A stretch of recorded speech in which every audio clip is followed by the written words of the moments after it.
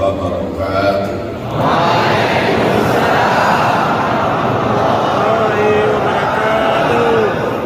Apa kabar Bapak Ibu, sehat semua? Bukti kita sehat, kita sholat subuh berjamaah. Mudah-mudahan yang belum sholat subuh berjamaah segera disehatkan Allah SWT. Dan mereka tak sholat subuh berjamaah itu karena sakit, badannya sehat, otaknya sakit. Karena kalau sehat, batinnya sehat, zahirnya pastilah dia mensyukuri nikmat Allah. Bersyukur dengan lisan, alhamdulillahilladzi ahyana ba'da ma amatana. Bersyukur dengan badan, tegak, ruku, iktidal, sujud, duduk anda sujud, sujud, duduk, tasyahud. Berterima kasih kepada Rasulullah. Assalamualaikum ayyuhan nabiy wa rahmatullahi wa barakatuh. Bahkan saya dengar di jamaah datang ke masjid tadi malam pada Isya. Salah jadwal. Bukan salah jadwal Ustaz, karena kami ingin dapat tempat, ada kecintaan. Mudah-mudahan yang malam tadi menginap dapat pahala iktikaf. Tapi selesai acara ini segera keluar masjid. Kenapa? Karena banyak aktivitas yang mesti kita laksanakan. Bersyukur dengan lisan alhamdulillahi rabbil alamin. Bersyukur dengan perbuatan melaksanakan perintah Allah, menjauhi semua larangan Allah Subhanahu wa ta'ala. Mudah-mudahan kita semua istiqamah bersama. Amin. Kalau Tuhan pergi ke Makkah, jangan pula membawa jengkol. Sudah lama aku sama tausiah, baru ini DPD jadi protokol. Alhamdulillah.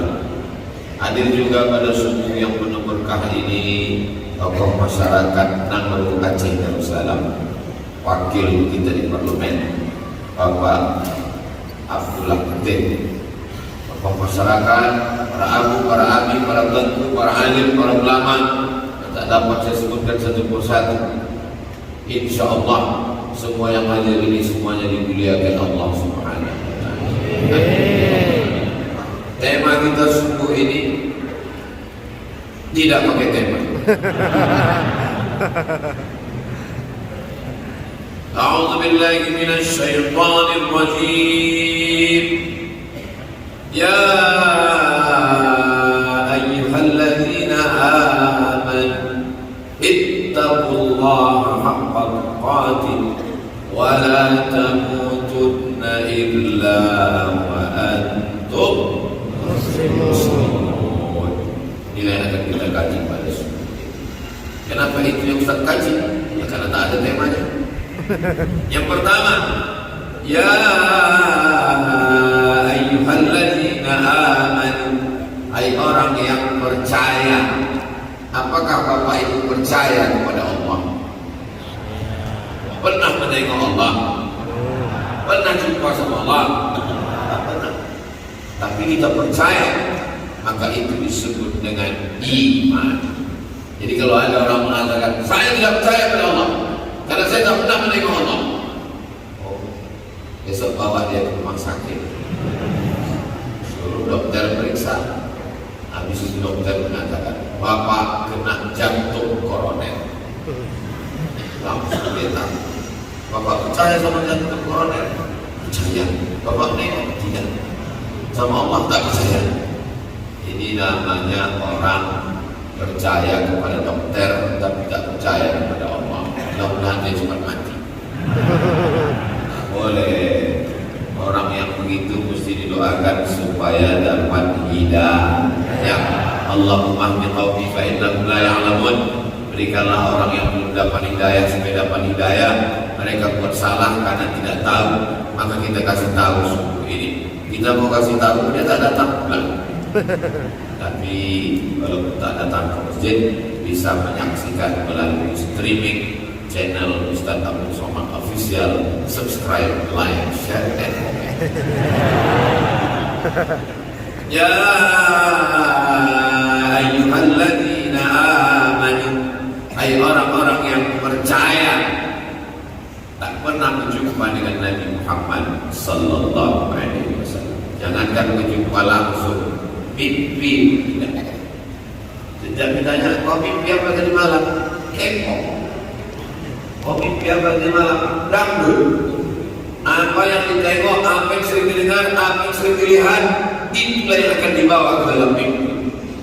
Maka kita selalu berselawat supaya terobat rindu kita kepada Nabi Muhammad sallallahu alaihi wasallam.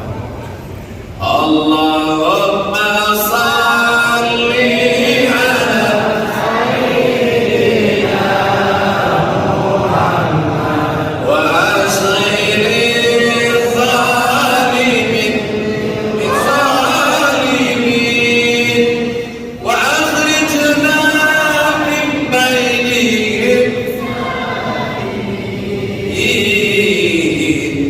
wa ala alihi wa sahbihi ajma'in. Sallallahu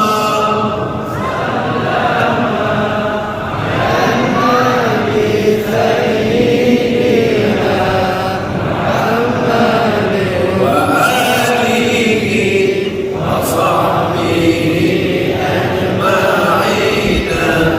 Sallallahu rabbuna ala nuril mubin Ahmad al-Mustafa sayyidil mursalin.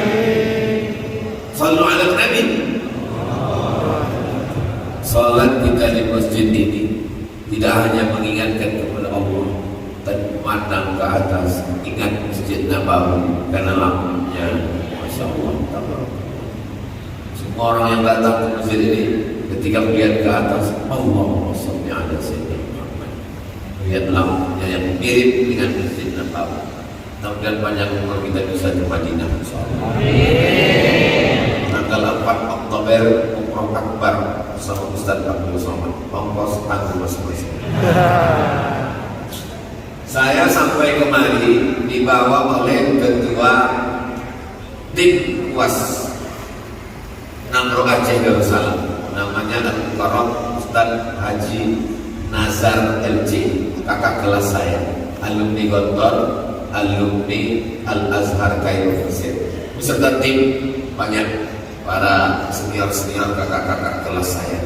Hari ini subuh ini kita bersilaturahim. Man ahabba an yusallallahu fi rizqihi, siapa yang mau lapang rezekinya, panjang umurnya, murah rezekinya, falyasil rahimahu, maka hendaklah dia sering-sering menyambung tali silaturahim. Ini cantik, bagus, luar biasa. Pas masuk tadi saya tengok, tak ada orang main dari belakang. Ada model masjid itu memanjang ke belakang, ini jamaah memanjang ke belakang. Jadi kita tidak, dia ke samping, samping kanan, samping kiri, ke belakang, langsung ke jalan betul. Masya Allah, tabarakallah. Mudah-mudahan yang mewakafkan tanah masjid ini, kalau dia masih hidup panjang umurnya. Kalau dia sudah meninggal, umurnya selesai dari taman-taman surga. Mengalir amal jariyah kepadanya. Tanah yang diwakafkan nampak, semen yang diwakafkan nampak, duit yang diwakafkan yang hilang nampak, surga yang diharapkan tak nampak, malaikat yang mencatat tak nampak, azab kubur tak nampak. Memberikan yang nampak untuk sesuatu yang tak nampak, itu disebut dengan iman. Sesuatu yang tak nampak yang kita harapkan. Tidur sampai jam 9 pagi nampak, tempat tidurnya nampak, yang tidur nampak. Tapi sholat subuh ke masjid, pahala tak nampak, Allah yang disembah tak nampak, malaikat rahmat yang membawa rahmat tak nampak. neraka tak nampak. Siapa yang tak salat subuh, manama sampai tidur, walau yusalli sampai ketiduran tak salat subuh, balas syaitanu fi uzuni. Setan kencing di telinga, setan tak nampak. Jadi kalau ada nanti orang ayo salat subuh, kalau tak salat subuh nanti telinga kau dikencingi setan. Mana setan? Mana? Kaulah setannya. Meyakini sesuatu yang tak nampak lalu memberikan yang nampak, maka itu disebut dengan iman. Alhamdulillah, kita ini semua yang hadir ini beriman kepada Allah Subhanahu wa taala. Al-iman, iman yazid, bertambah, wa yanqus, berkurang. Kapan iman bertambah? Duduk bersama orang baik, di tempat yang baik, dalam ibadah yang baik, iman bertambah. Duduk sama orang tak baik, pada waktu yang tak baik, di tempat yang tak baik, sama orang yang tak baik, waktu dicek iman, lobet.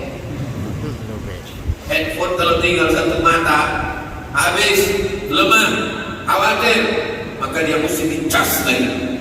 Inilah subuh ini iman kita dicas lagi. Pulang dari sholat subuh ini insya Allah semangat kita insya Allah. Kalau mengaji dengan abu, dengan abi, dengan teguh, dengan ulama, setelah mengaji iman kita bertambah, teruskan. Tapi kalau setelah mengaji kita hanya mencaci maki, sudah serapah, kita hanya suka berjidal berdebat, maka sesungguhnya tak mendatangkan apa-apa.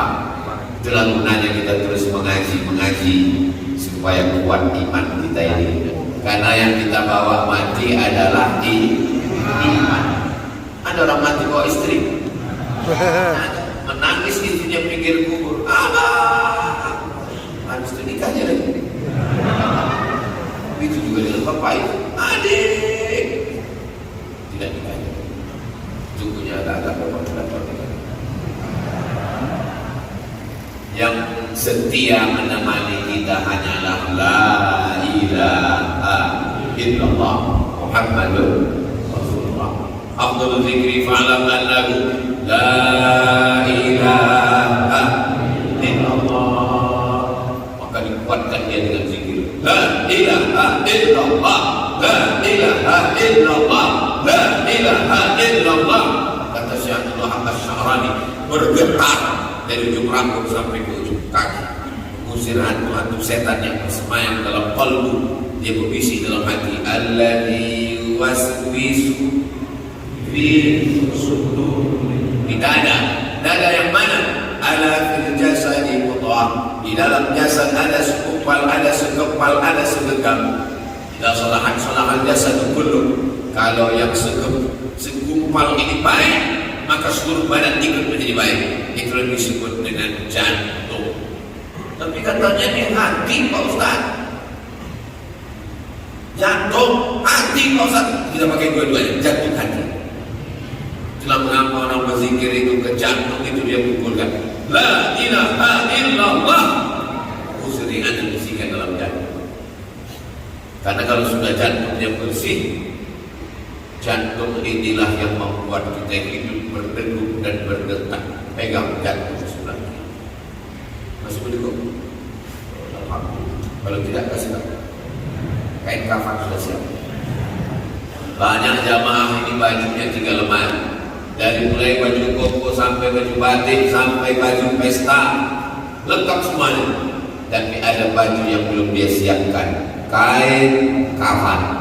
Jangan khawatir, masjid sudah menyiapkan. PSKM kontak majelis taklim untuk serikat tolong menolong meninggal dunia, semua sudah menyiapkan. Karena kita semua kalau mati bawa kain kafan. Ada orang mati bawa batik, tapi bukan berarti yang pakai batik hari ini tidak bagus. Saya punya baju batik. Kenapa subuh ini Ustaz pakai baju putih? Pernah saya pakai baju batik gambar burung, dikomplain orang, Ustaz tak boleh sholat pakai baju gambar burung. Kenapa? Di dalam burung itu ada tai.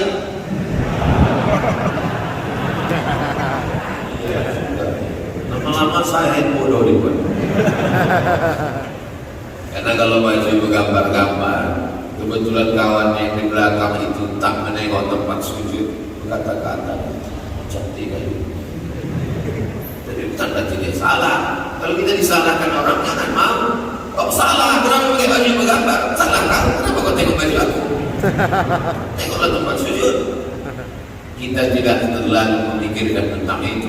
Karena yang kita jaga dengan sholat ini adalah iman kita. Kita angkat dua tangan, Allahu Akbar. Besar ujian hidup ini, tapi maha besar Allah tempat kita meminta. Allahu Akbar kabira. Aku besar, jabatanku tinggi, aku hebat, aku penguasa, aku orang kaya. Allah yang lebih besar. Allahu Akbar kabira. Kau dipuji, kau diagungkan, kau dimuliakan. Gambarmu dibuat besar-besar. Walhamdulillahi katsira. Engkau suci, engkau bersih, engkau tak berdosa. Yang bersih Allah. Wa subhanallahi bukratan wa asila.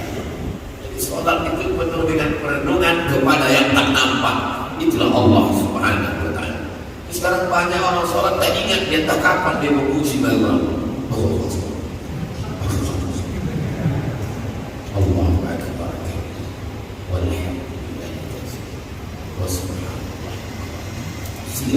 Kemana aku sedang menghadap sekarang? Orang Islam sholat menghadap batu, orang Islam sholat menghadap akuarium, orang Islam sholat menghadap karpet. Kita menghadap wajhtu wajhiya lilladzi fatara as-samawati wal arda hanifan musliman wa ma ana minal musyrikin. Inilah iman yang mesti kita kuatkan. Datanglah ulama Imam Abdul Hasan Al-Asy'ari, maka disusunlah dari Quran, Sunnah, akhirnya tersusunlah akidah ahli sunnah wal jamaah. Wujud qidam baqa mukhalafatu lil hawadisi qiyamuhu binafsihi wa'daniyah qudrat iradat. Apa betul Ustaz Somad sudah sampai di Namro Aceh Darussalam? Nah, dari mana kau tahu? Itu ada tandanya. Mana tanda Ustaz itu sudah sampai? Videonya lihatlah di Instagram. Ketahuan belum follow.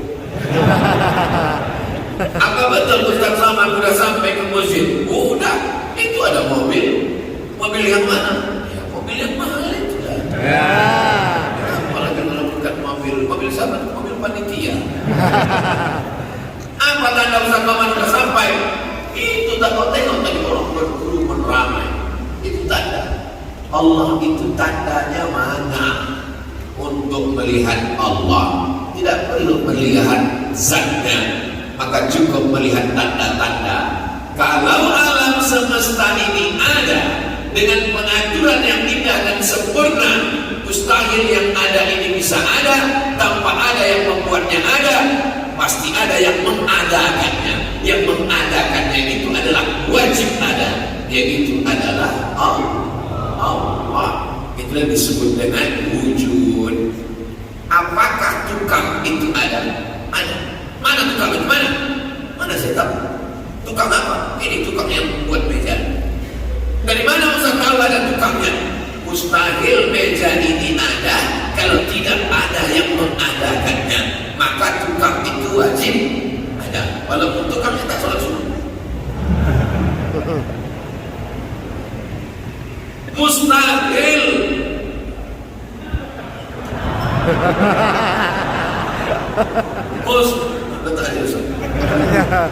mustahil keramik ini ada tanpa ada yang mengadakannya, maka pasti ada yang mewujudkannya.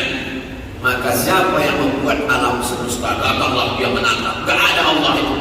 Mana ada Tuhan itu? Tak ada, dia tak ada Tuhan. Yang di depannya ini imam ahli rasional, ahlul ra'i, namanya Imam Nu'man bin Sabit. Siapa namanya? Nu'man bin Sabit, tapi terkenal dengan nama Imam Hanafi. Meninggal tahun 150 Hijrah. Sekarang sudah 1445, berarti 1300 tahun yang lalu. Hanafi aku tak percaya sama Tuhan. Kata Imam Hanafi, coba tengok laut yang luas. Ya, ada sampan, ada kapal, ada. Pagi-pagi kapal pergi ke pulau, petang kapal balik lagi ke pantai. Apakah mungkin kapal ini bisa pergi dan pulang tanpa ada nakodanya? Tak mungkin, pasti ada nakodanya. Begitu juga dengan alam semesta yang begitu indah dengan makhluk tanam-tanaman hewannya. Apakah mungkin bisa ada tanpa ada nakodanya? Pasti ada. Itulah dia Allah. Maka dengan akal pun. Masalahnya orang yang tak percaya sama Tuhan ini tak ada otak. Maka orang yang tak ada otak mesti dikasih makan otak-otak.